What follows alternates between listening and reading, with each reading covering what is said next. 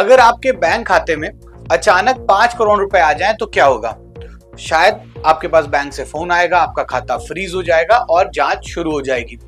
क्योंकि हम सभी ये बात मानते हैं कि बैंक हमारा पैसा और हमारा भरोसा दोनों संभालते हैं। लेकिन कानपुर की कहानी बिल्कुल उल्टी निकली।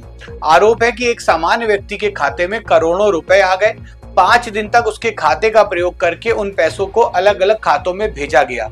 और अब सवाल सिर्फ साइबर ठगों का नहीं रह गया है, सवाल उस बैंकिंग सिस्टम पर भी उठ रहे हैं जिस पर देश के करोड़ों लोग भरोसा करते हैं। दरअसल कानपुर में एक शिक्षक और एक सामाजिक संस्था के सचिव को डोनेशन देने के नाम पर लखनऊ बुलाया गया। आरोप है कि वहां उन्हें बंधक बनाकर उनके खाते में 4 करोड़ 93 लाख रुपए की साइबर ठगी की रकम को उनके खाते के द्वारा अलग अलग खातों में ट्रांसफर किया गया और ऐसा लगातार 5 दिन तक होता रहा।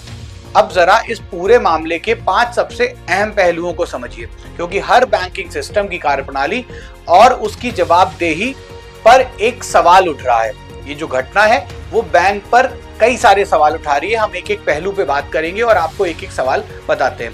अगर एक सामान्य व्यक्ति के खाते में 4 करोड़ 93 लाख रुपए आते हैं तो क्या बैंकिंग सिस्टम को इसे संदिग्ध लेन देन नहीं मानना चाहिए? आपको बता दें कि आमतौर पर बैंकों में एंटी मनी लॉन्ड्रिंग यानी AML, सस्पिशियस ट्रांजैक्शन रिपोर्ट यानी STR और ट्रांजैक्शन मॉनिटरिंग जैसे सिस्टम होते हैं जो ऐसे मामलों में अलर्ट देने के लिए ही बनाए जाते हैं। तो फिर इस बार अलर्ट क्यों नहीं आया? दूसरा पहलू यह कि अगर लगातार 5 दिनों तक करोड़ों रुपए ट्रांसफर होते रहे थे तो खाते को समय रहते ब्लॉक क्यों नहीं किया गया?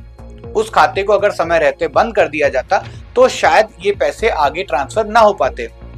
तीसरे पहलू पे बात करते हैं कि रिपोर्ट के मुताबिक 4 करोड़ 93 लाख रुपए 32,800 खातों में भेजे गए।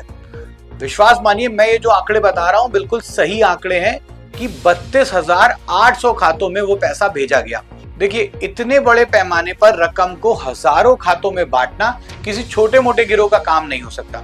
फाइनेंशियल क्राइम में इसे अक्सर लेयरिंग कहा जाता है, जिसमें पैसे को छोटे छोटे हिस्सों में अलग अलग खातों में भेजकर उसके असली सोर्स को छिपाने की कोशिश की जाती है। इतने बड़े पैमाने पर रकम को हजारों खातों में बांटना किसी छोटे मोटे गिरोह का काम नहीं हो सकता।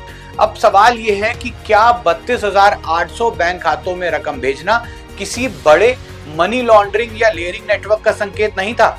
अब हम अपने चौथे पहलू पर आते हैं। जिस शिक्षक के साथ साइबर फ्रॉड हुआ उसी के बैंक खाते पर 52 साइबर शिकायतें दर्ज हैं। मतलब जो खुद पीड़ित है आज वो जांच के दायरे में आ गया है। अब सवाल ये है कि क्या हमारे सिस्टम में पीड़ित और अपराधी के बीच फर्क करने की प्रक्रिया इतनी धीमी है कि नुकसान झेलने वाला ही सबसे पहले संदेह के घेरे में आ जाता है। अब सबसे अहम पहलू पर आते हैं। पुलिस ने कहा कि बैंक अधिकारी की भूमिका की भी जांच की जा रही है और वो भी संदेह के घेरे में है।